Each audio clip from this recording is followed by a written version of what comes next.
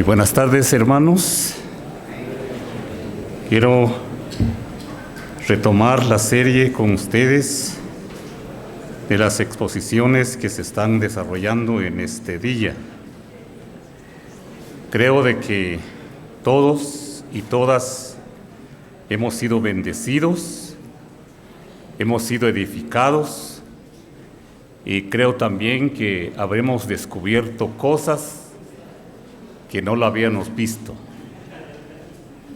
Sí, quizás usted sea un estudioso de la Biblia, pero hoy nos hemos dado cuenta de muchos errores que tenemos.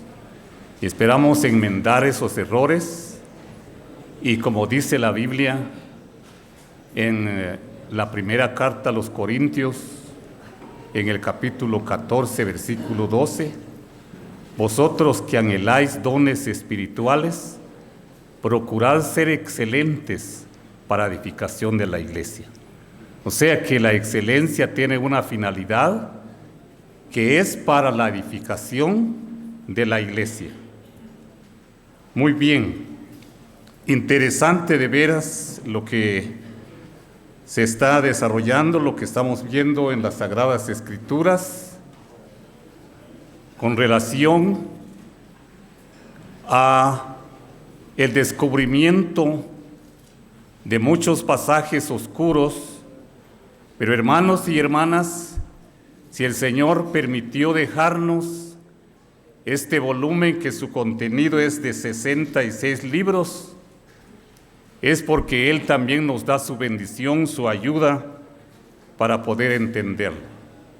Aunque sin ninguna duda nos vamos a ir con el Señor y no vamos a aprender, yo creo, ni la mínima parte de la santa palabra del Señor. Pero mientras estamos en este mundo, tratemos de salir del, por decirlo así, del subdesarrollo, con la finalidad de llegar al desarrollo. Total, que las Sagradas Escrituras nos enseñan. Es interesante saber y muy curioso de veras, cuando nosotros sabemos que la Biblia se escribió en un periodo de tiempo de 1600 años, por 40 escritores inspirados por el Espíritu Santo, 40 hombres, que no vivieron en la misma época, no vivieron en el mismo tiempo, hombres que tenían también diferente profesión. Lo vemos en la Biblia, pero el Señor los usó desde hace mucho tiempo y Él ha reservado su palabra hasta nuestro tiempo de hoy. Ninguna palabra del Señor se ha extinguido y jamás se va a extinguir, porque es palabra de Dios. Entonces,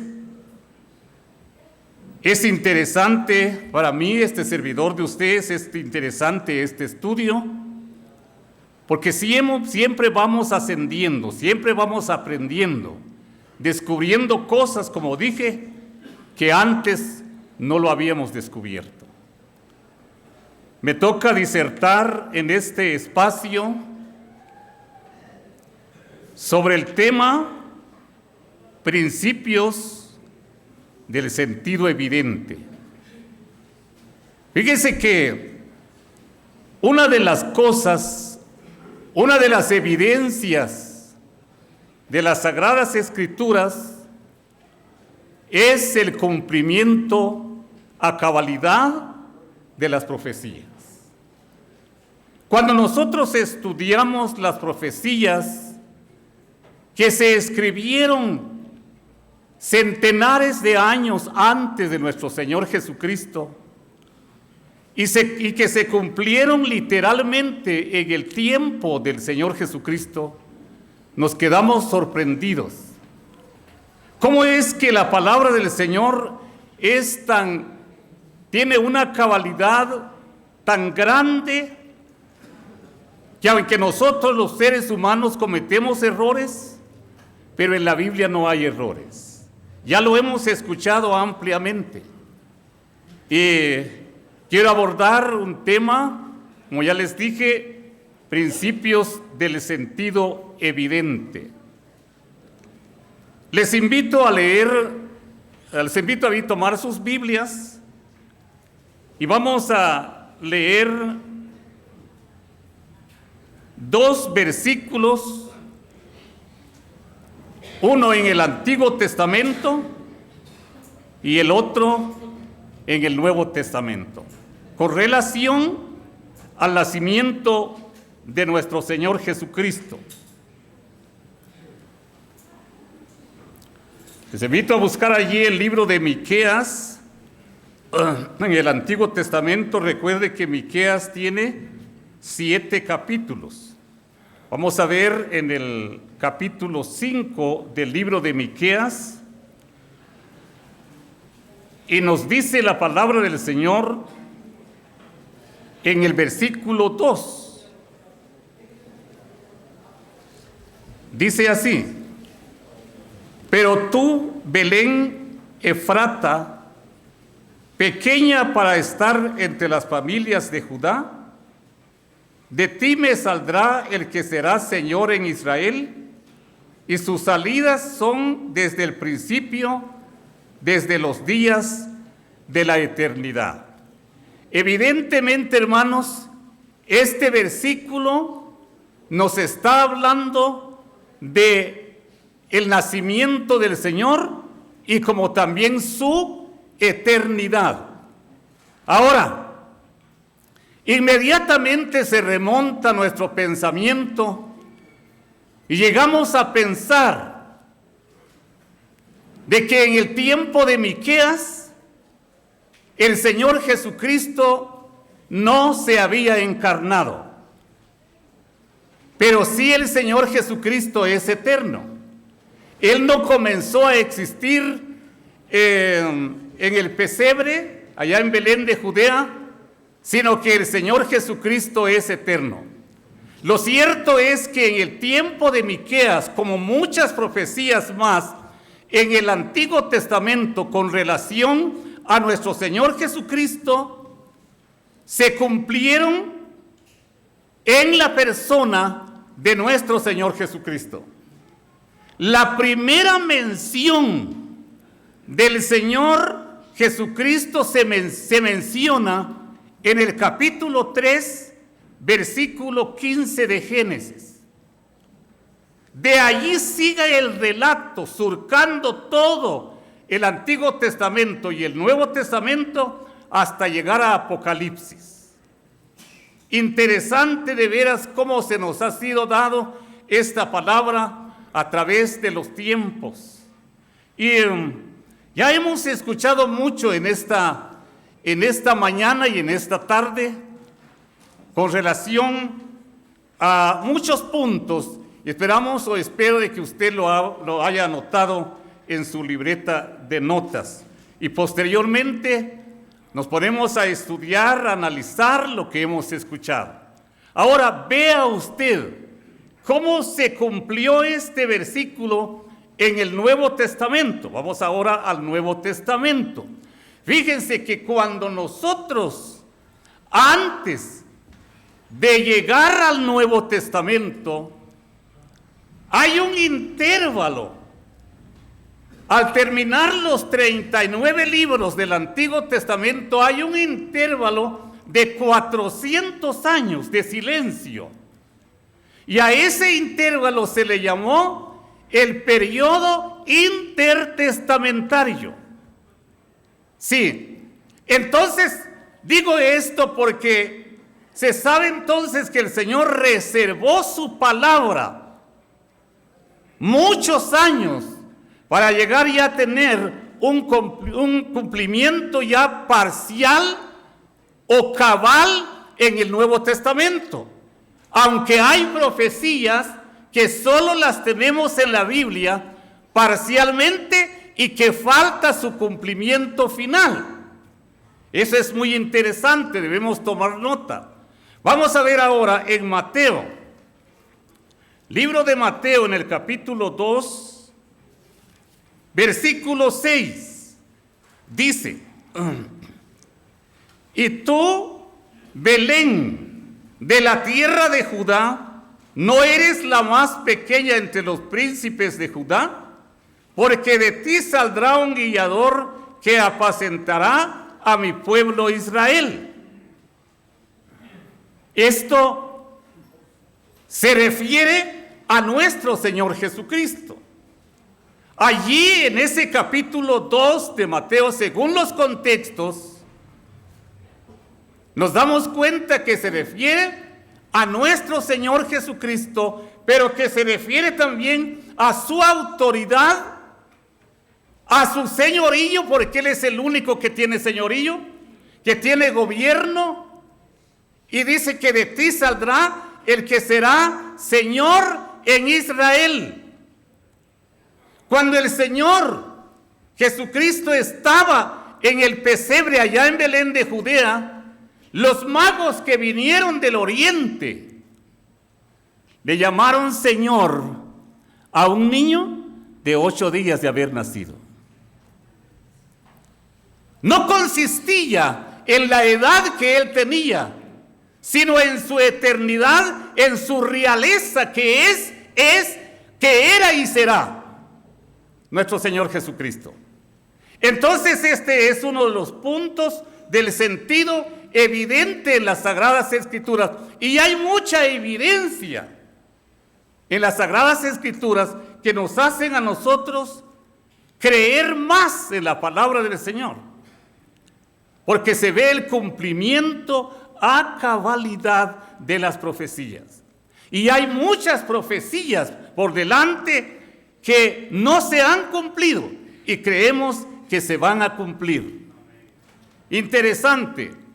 Ahora, alguien dirá el porqué de este estudio. Sí, hermanos, puede ser que surge la pregunta, el porqué de este estudio. Fíjense que hoy por hoy, en el tiempo que estamos viviendo, hay muchos grupos que tienen su aparente base. Escuche, estoy diciendo aparente base en algunos versículos del Antiguo o del Nuevo Testamento. A eso se debe que nosotros debemos de darnos cuenta de el contenido de la palabra del Señor. Interesante de veras. Ahora, como un subtema, voy a pasar a ver con ustedes, hermanos, en el libro de Eclesiastés. El libro de Eclesiastés contiene 12 capítulos y ese libro ha servido para muchos grupos para enseñar algunas cosas que no están concernientes con la doctrina. Por ejemplo, lo que vamos a ver aquí, el capítulo 3 de Eclesiastés, en el Antiguo Testamento. Dice así en los versículos 18 del capítulo 3, versículo 18 al 19. Dije en mi corazón, es así, por causa de los hijos de los hombres, para que Dios los pruebe y para que vean que ellos mismos son semejantes a las bestias. Escuche esto. Dice aquí que los mismos hombres son semejantes a las bestias. Nos viene ya al pensamiento que usted sabe que un animal es irracional. Sin embargo, nosotros los seres humanos estamos dotados de razonamiento. Tenemos el espíritu que nos hace contactarnos con nuestro Dios y nos hace entender las profundidades de Dios. Un animal no es así. Vamos a leer el versículo 19. Porque lo que sucede a los hijos de los hombres y lo que sucede a las bestias, un mismo suceso es. Porque como mueren los unos, así mueren los otros. Y una misma respiración tienen todos, ni tiene más paga el hombre que la bestia, porque todo es vanidad. Miren, si nos quedamos aquí, podríamos llegar a la conclusión de creer de que nosotros somos semejantes a las bestias. Y que no tenemos un destino en donde llegar. Y que todo se acabó con la muerte si nosotros nos enfocamos en este solo versículo. Y es por eso que usted en esta mañana y en esta tarde ha oído mucho del contexto. Mucho del contexto. Y es uno de los métodos que nosotros usamos para el estudio de la Biblia. Ojalá que usted use ese método de usar el contexto para comprender el texto en mención. Fíjese que existe el texto remoto. ¿Cuál es el texto remoto? El texto remoto es, por ejemplo, aquí estamos leyendo en el Antiguo Testamento. Ahora yo lo voy a encontrar en el Nuevo Testamento. Ese es el texto remoto. El texto inmediato es lo que está cerca. Sí, entonces tenemos que ir al contexto remoto como el contexto inmediato para comprender el estudio en mención. El texto en mención o el texto que estamos estudiando en este caso. Interesante es esto. Tenemos que usar otras partes de las Escrituras porque hay una cosa, una de las tantas bellezas que tiene la Biblia es de que ella misma se interprete. Esa es una belleza de veras. Pero para eso se necesita un estudio diligente. Fíjense que a través de los años, a través del tiempo, nosotros usamos de muchas ayudas en este tiempo. Si no me equivoco, allí en su Biblia de usted hay en el Antiguo Testamento una columna de referencias en medio de la página. Mi Biblia, esa columna de referencias en el Nuevo Testamento lo tiene al margen. ¿Me explico? Lo tiene al margen. Y es interesante de que sepamos nosotros usar esas referencias con el debido cuidado también. Ya que hoy también existen muchos libros, una abundancia de libros, en la cual nosotros debemos de tener mucho cuidado. Hace unos 3 años aproximadamente, eso no hace mucho, que un hermano salió diciendo y hasta les retaba a algunos hermanos para estudiar acerca de la doctrina del cielo. Y él dijo, yo les voy a dar estudio de que el cielo no existe, de que los creyentes no van al cielo. A saber qué Biblia usaba. Pero la Biblia que yo uso dice que nosotros nos vamos al cielo. Imagínense. Alguien decía también que Cristo, cuando salió de la capital de Jerusalén para llegar al Gólgota, no llevó su cruz, sino que otros lo llevaron. Imagínense, y lo dice en la predicación del Evangelio. Entonces necesitamos seguir adelante para comprender el verdadero sentido de la palabra del Señor. Pero como dije, que esto necesita un estudio diligente de la palabra del Señor. ¿Cómo resolvemos este asunto? Fíjese que Eclesiastés o el predicador, ¿es así o no? Eclesiastés o el predicador tiene 12 capítulos. Y aparece en los 12 capítulos 30 veces la palabra debajo del sol. Entonces el hombre llegó a comprender solo lo que estaba debajo del sol. Y en esta tarde yo estaba ahí con el especial cuidado del mensaje que disertaba mi hermano Félix acerca de la revelación progresiva. Y fíjense que estamos en el libro de Eclesiastés, ¿verdad? ¿Están conmigo? Volteemos las hojas, no las páginas. Volteemos las hojas y llegamos al capítulo 12, en el último capítulo de este libro. Dice el versículo 7, y el polvo vuelva a la tierra como era, y el espíritu vuelva a Dios que lo dio. Entonces, aquí confirmamos que la revelación era progresiva. Digo era, porque ahora ya no podemos añadir más revelación aquí, porque ya todo está aquí. Tenemos que ir al contenido de la palabra del Señor. Inmediatamente entonces, el mismo escritor, porque el escritor humano de este libro fue Salomón, ¿verdad? Fue Salomón. El libro de Cantares también, el libro de Proverbios también fue Salomón. Pero no cabe duda que ellos también tenían una revelación progresiva. Sí, la ciencia de Dios es inalcanzable. Nos vamos a ir con el Señor y la ciencia de Dios jamás lo vamos a alcanzar. Entonces, para seguir descubriendo el secreto que tiene ese versículo, o esos versículos de Eclesiastés 3, 18 al 20, vamos a usar otros versículos. Fíjense que tan sencillo es la palabra del Señor, solamente que insisto, que la tenemos que estudiar.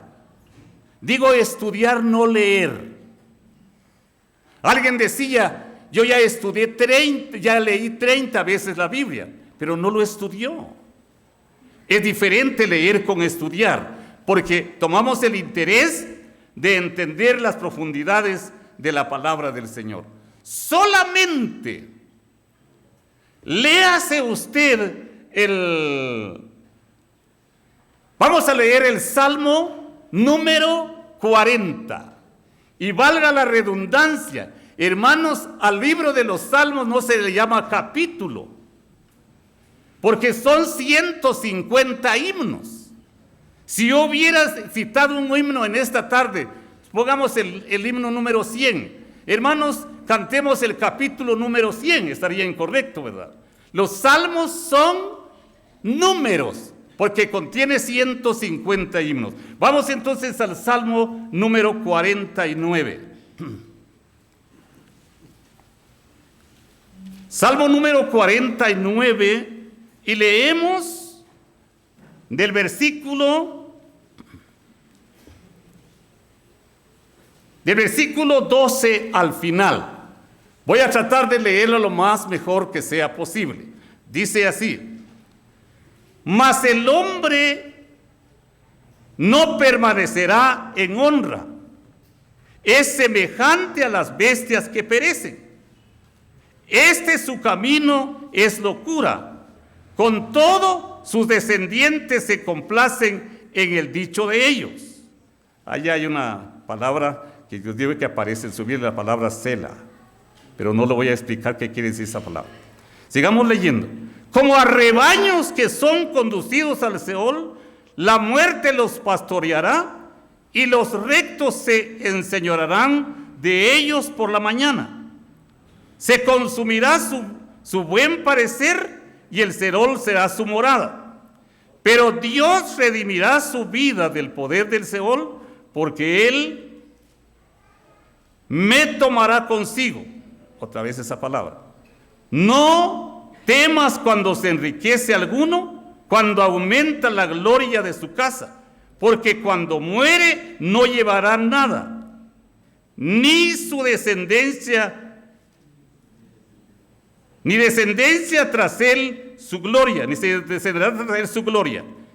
Aunque mientras viva, llame dichoso a su alma, y sea loado cuando prospere. Entrará en la generación de los padres y nunca más verá la luz. Ahora fíjese, escuche lo que dice el versículo 20. El hombre que está en honra y no entiende, semejante es a las bestias que perecen. Mire cómo da la respuesta tan cabal.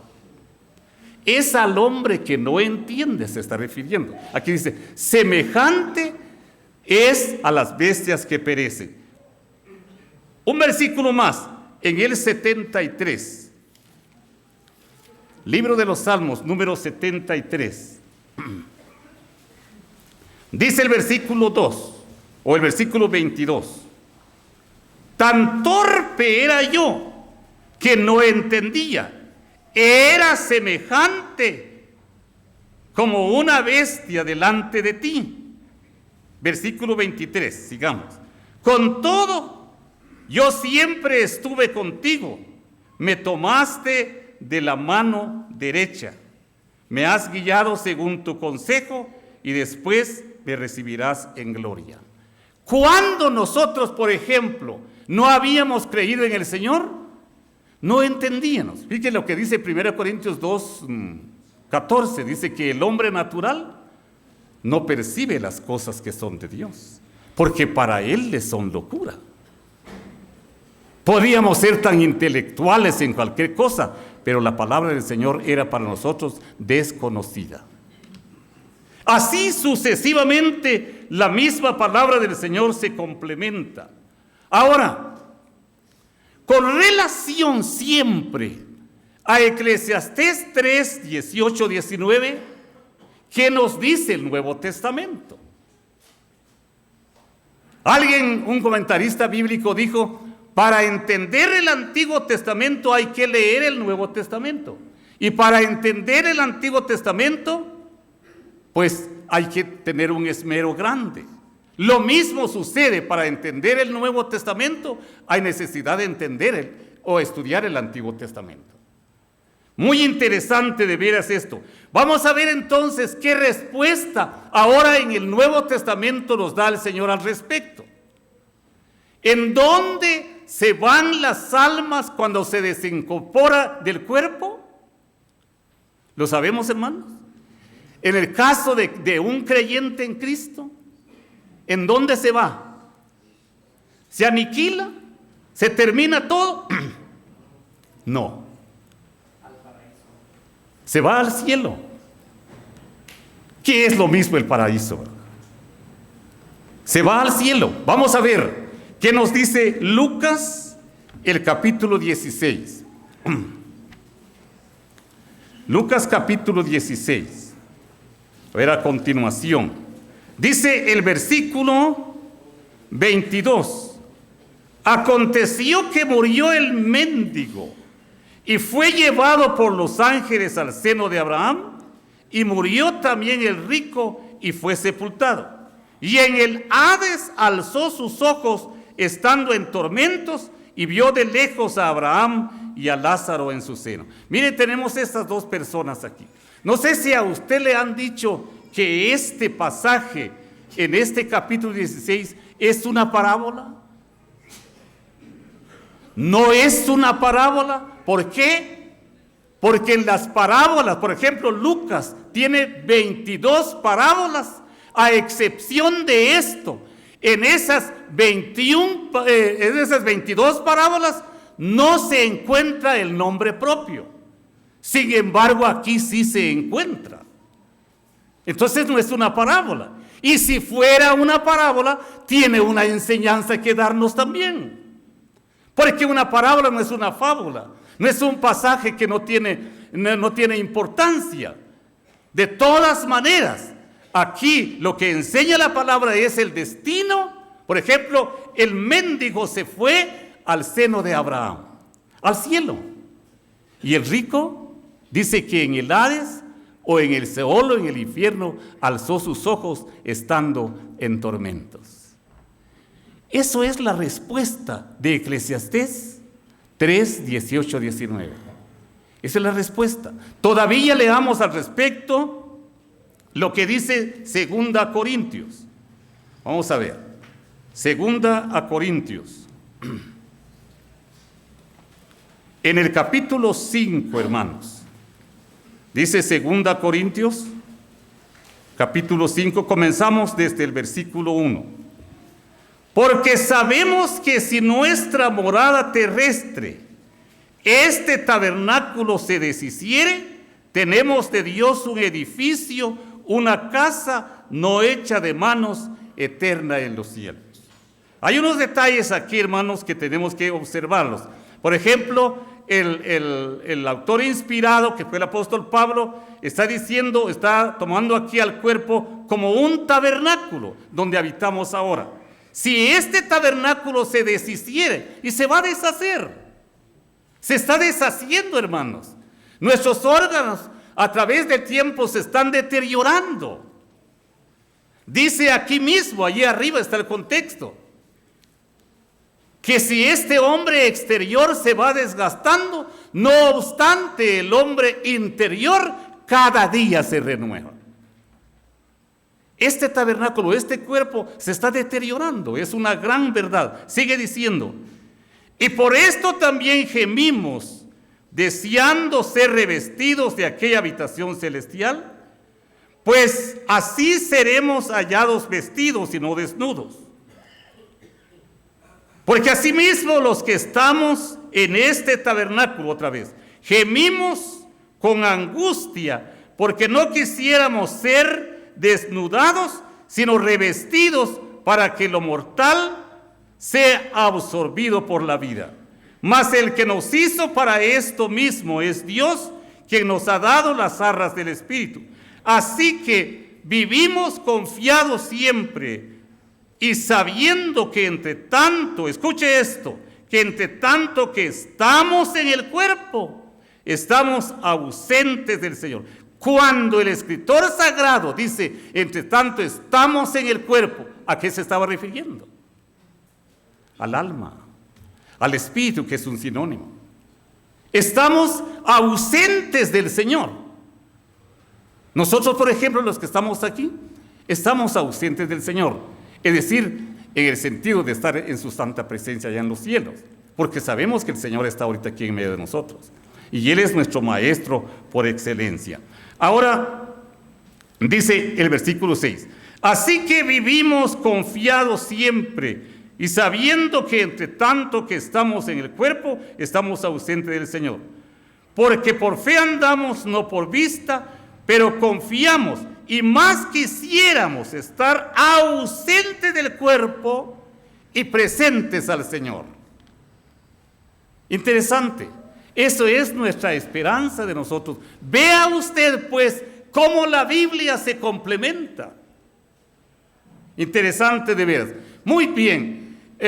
Voy a entrar en como un subtema ahora en una parte o en un versículo de la Biblia, pero que ha servido de mucha confusión a través de los años del cristianismo. Que se trata del asunto del bautismo cristiano. Y lo vamos a ver. Vamos a utilizar allí la primera carta del apóstol Pedro, por favor, hermanos. La primera carta del apóstol Pedro,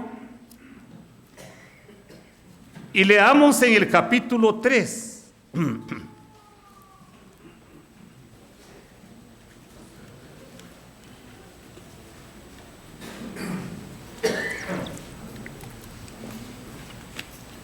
Primera de Pedro, capítulo 3.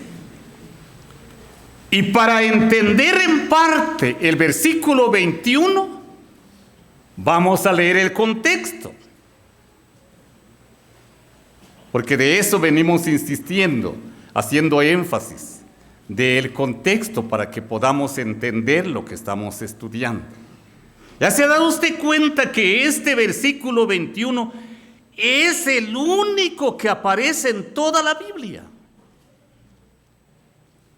Es el único que aparece en los 5 capítulos de Primera de Pedro. Pero ¿cuánto se ha dicho de esto a través del tiempo? Se ha dicho con insistencia de que una persona cuando cree todavía no es salvo, porque se necesita bautizarse para ser salvo. De eso hemos oído mucho, ¿verdad? Y sobre de eso, como decía al principio, se han basado aparentemente muchas doctrinas. Entonces, con la ayuda del Señor, voy a entrar con ustedes a leer aquí estos versículos, como dije, usando el contexto. Vamos a leer entonces desde el versículo 18. Dice: porque también Cristo padeció una sola vez por los pecados, el justo por los injustos, para llevarnos a Dios, siendo a la verdad muerto en la carne, pero vivificado en espíritu, en lo cual también fue y predicó a los espíritus encarcelados, los que en otro tiempo desobedecieron, cuando una vez esperaba la paciencia de Dios en los días de Noé, mientras se preparaba el arca, en la cual pocas personas, es decir, 8, fueron salvadas por, tome nota de esta, por agua. Nos vamos a entrar ya al versículo 21. Quiero explicar algo de estos versículos que he leído, de estos 3 versículos. ¿De qué está hablando? Casi el tema de Primera de Pedro, que contiene 5 capítulos, uno de los temas es el sufrimiento, que se encuentra 19 veces en este libro. Es la gracia también, que se encuentra 8 veces. La gloria, que se encuentra 18 veces en este libro. Pero leyendo este libro con frecuencia, como ya les dije, no se encuentra otro versículo similar al versículo 21. Voy a releer con ustedes de nuevo otra vez solamente el versículo 20. Los que en otro tiempo desobedecieron, cuando una vez esperaba la paciencia de Dios en los días de Noé. ¿Quiénes son esos? Son los antidiluvianos, ¿verdad? Los antidiluvianos, que oyeron el mensaje de Dios. Dice, cuando una vez se esperaba la paciencia de Dios. Ahora, dice este mismo versículo, en los días de Noé, mientras se esperaba la paciencia o se preparaba el arca, en la cual pocas personas, es decir, 8 fueron salvadas por agua. No es el agua que les salvó, ¿verdad? Si vamos a consultar a una bibliografía, nos damos cuenta que no fue el agua, sino fue el arca. Eran acosados por el agua, sí, pero el arca fue el que les salvó. ¿En qué sentido? Estos versículos, en especial el versículo 21, es un versículo que lo tenemos que usar como una apariencia o un símil. El versículo 21 es simbólico. El versículo, mire qué tremendo, ¿verdad? Que la Biblia necesita mucha diligencia para estudiarlo. Cuando encuentro algunos o muchos versículos de la Biblia, tengo que tomar a veces hasta una semana para estudiarlo, porque es interesante, porque tenemos la responsabilidad de predicar el evangelio y de enseñar a un pueblo que nos está viendo, que nos está oyendo. Entonces tenemos que enseñar la palabra del Señor tal como es. Pero para eso tenemos que examinar el contenido debidamente. Fueron salvadas por agua, 8 personas se salvaron por agua. Ahora, veamos aquí la primera frase del versículo 21. La primera frase del versículo 21 dice: el bautismo que corresponde a esto, aunque aquí no hay una coma, pero nos vamos a detener. El bautismo que corresponde a esto. ¿Cuál es ese esto? Es lo que dice arriba. Quiere decir que esa familia de Noé, cuando estaban en el arca, estaban bajo la protección de Dios en primer lugar. Y estaban protegidos. El arca los cubría como un símbolo, escuche, es un símbolo del bautismo. Cuando el creyente pasa bajo las aguas, está pasando o demostrando al mundo de que está muerto con Cristo. Cuando resucite o cuando sale del agua, está mostrando al mundo de que está vivo para Cristo. Pero en este versículo, como ya les dije, que para esto se necesita hasta leer los 39 libros del Antiguo Testamento para conocer solamente ese versículo. Que no está hablando aquí del bautismo del agua, sino es un símbolo del bautismo según el contexto arriba. Según el contexto arriba. Dice aquí, el bautismo que corresponde a esto ahora nos salva, dice. No quitando las inmundicias de la carne, sino como la aspiración de una buena conciencia hacia Dios por la resurrección de Jesucristo. A mí me interesa la última frase que dice, por la resurrección de Jesucristo. Voy a leer con ustedes, hermanos, algunos versículos, a un versículo similar. Vamos al libro de los Hechos, capítulo 22. Al libro de los Hechos, capítulo 22.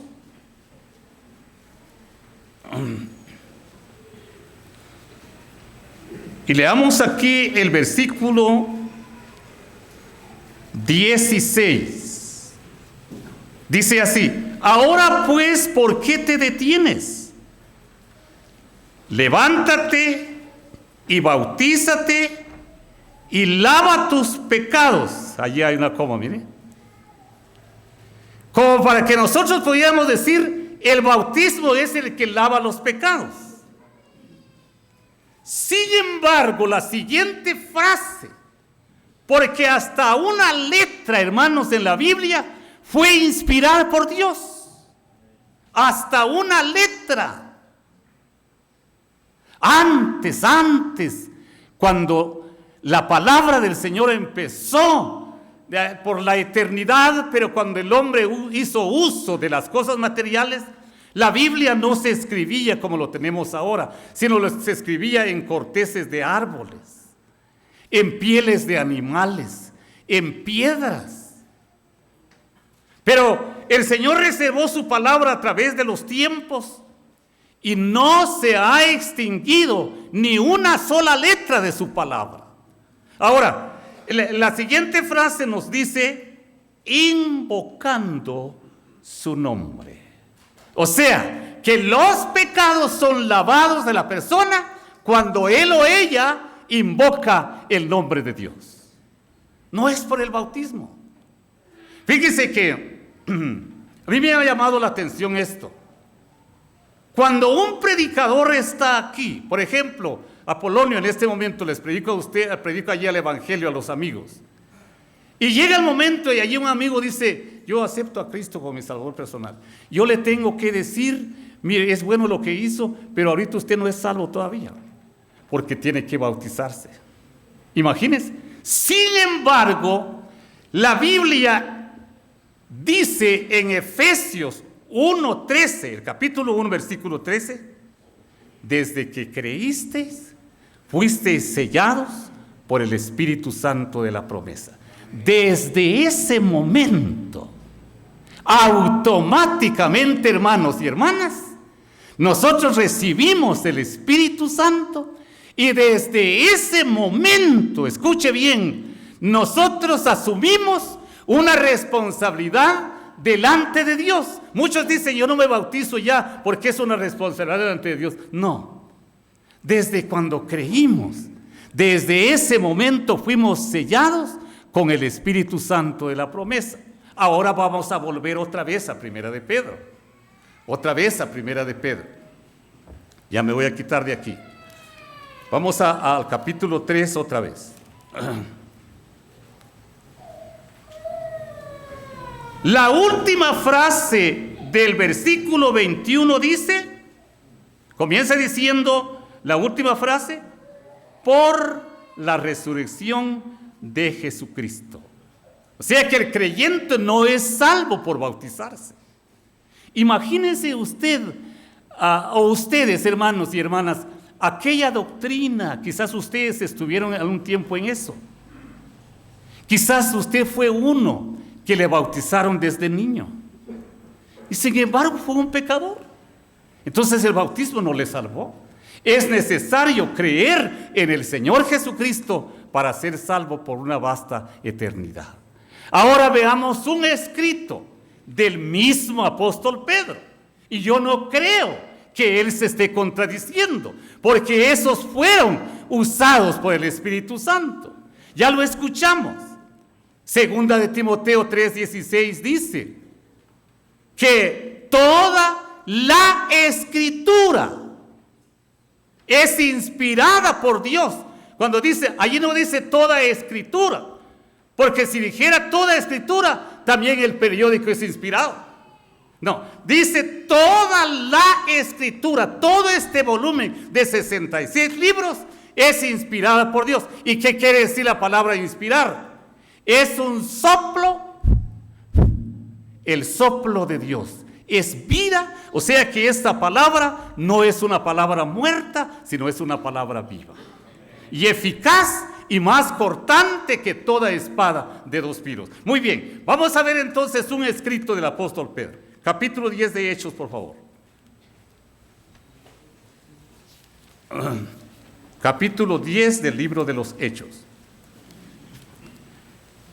En el capítulo 10 del libro de los Hechos está el relato cuando llegó el evangelio, ¿verdad?, por primera vez a los gentiles. Y si no, leas el capítulo 15 de este mismo libro, que el mismo apóstol Pedro dice que fue por primera vez que Dios visitó a los gentiles para tomar de ellos pueblo para su nombre.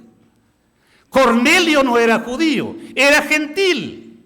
O sea, en otras palabras, no era de los judíos, sino era gentil, de las naciones gentiles. Pero Dios, nuestro Padre Celestial, permitió que llegara el evangelio desde ese entonces a las naciones gentiles, y se va a terminar este trato de Dios con los gentiles hasta la consumación de la iglesia. Hasta que se une al edificio la última piedra, entonces el Señor vendrá y nos levantará de este suelo y nos llevará a su presencia. Vamos a leer los dos últimos versículos del capítulo 10. Dice así el versículo 47 y 48. Entonces respondió Pedro, se da cuenta que es el mismo Pedro que escribe allá sus dos cartas. ¿Puede acaso alguno impedir el agua para que no sean bautizados estos? Escuche esto. Para que no sean bautizados estos que han recibido el Espíritu Santo también como nosotros. O sea que cuando creyeron, recibieron el Espíritu Santo. Leamos ahora el otro versículo, que es el último. Y mandó bautizarles en el nombre del Señor Jesús. Entonces le rogaron que se quedase por algunos días. Después que creyeron, recibieron. Sí, después que creyeron se bautizaron, pero cuando creyeron, inmediatamente recibieron al Espíritu Santo. Entonces el bautismo en agua es muy interesante. Fíjese que los judíos, o sea, los israelitas en el Antiguo Testamento, para ellos comenzar un ministerio tenían que ser ungidos. El capítulo 25 o el capítulo 8 de Números, por ejemplo, versículo 25. Tenían que ser ungidos para comenzar un ministerio. ¿Se recuerda del Señor Jesucristo? A la edad aproximadamente, ¿cómo? Dice el capítulo 3 de Lucas, versículo 26. ¿Cómo? De 30 años. Allí el Señor fue bautizado y empezó su ministerio terrenal, que duró aproximadamente 3 años y medio, que se consumó en la cruz del Calvario. Entonces el bautismo da la evidencia o da la oportunidad, por decirlo así, de que el creyente comienza un ministerio. porque fue bautizado, pues ya comienza un ministerio. Pero en cuanto a la creencia, el creyente es hijo de Dios desde el momento que recibe a Cristo como su Salvador personal. Yo les invito, hermanos, yo creo que este tiempo es muy limitado, que usted allá en su casa, como ya dije, si no le alcance un día, tome otro día, o una semana o más, para poder sacar el provecho de un solo versículo. Es muy interesante, de veras. Estúdielo en su casa y se dará cuenta que no es mentira lo que le estoy diciendo. ¿Estamos conscientes de que el bautismo nos salva? ¿Estamos conscientes que el bautismo nos salva? Muy bien. Entonces, coinciden conmigo. Nunca, hermanos, he enseñado una falsa doctrina y pido a Dios de que nunca lo voy a enseñar. Hay que estudiar para poder enseñar a un pueblo y dejarlo, como dice 2 Timoteo, nutrido con las palabras de verdad. Lo que nutre no son los díceres de nosotros. Por ejemplo, en esta tarde, lo que dijo Apolonio adicionalmente, que usted lo considera como basura, tírelo. Pero esta palabra sí no, guárdala en su corazón, porque es palabra de Dios. Gracias al Señor por su palabra, gracias a ustedes por su atención, que el Señor bendiga su palabra.